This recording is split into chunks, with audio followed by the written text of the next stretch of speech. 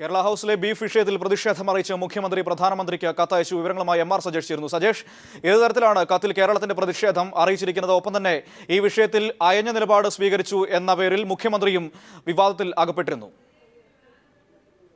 മനു, പ്രധാനമന്ത്രിക്കും ആഭ്യന്തരമന്ത്രി രാജ്നാഥ് സിംഗിനുമാണ് മുഖ്യമന്ത്രി കത്തയച്ചിട്ടുള്ളത്. കേരള ഹൗസ് കേരളത്തിന്റെ പരമാധികാരത്തിൽപ്പെട്ട സ്ഥലമാണ്. അവിടെ പരിശോധന നടത്തണമെങ്കിൽ അതിനു മുൻപ് സംസ്ഥാനത്തോട് അനുമതി വാങ്ങണമായിരുന്നു. അനുമതി ഇല്ലാതെ പരിശോധിച്ചത് തെറ്റാണ്.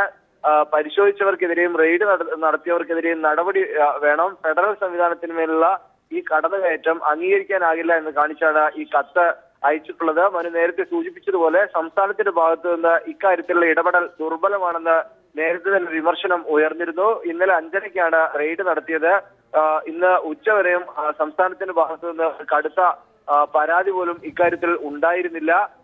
ഇടത് എംപിമാർ ഉൾപ്പെടെയുള്ളവർ പാർലമെന്റിൽ ഈ വിഷയം ഉയർത്തിക്കാട്ടും, പാർലമെന്റിന് മുന്നിൽ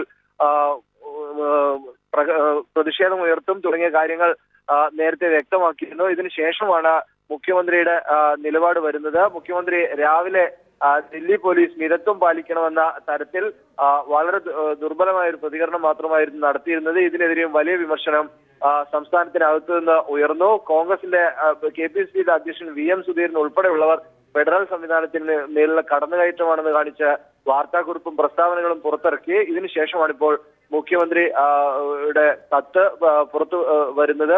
പ്രധാനമന്ത്രിക്കും ആഭ്യന്തരമന്ത്രിക്കുമാണ് കത്തയച്ചിട്ടുള്ളത്. സംസ്ഥാനത്തിന്റെ പരമാധികാരം ഉള്ള ഇടമാണ് കേരള ഹൗസ്. അവിടെ പരിശോധനയ്ക്ക് മുമ്പ് സംസ്ഥാനത്തിന് അനുമതി വാങ്ങാത്തത് തെറ്റായിപ്പോയി, അത് അംഗീകരിക്കാനാകില്ല.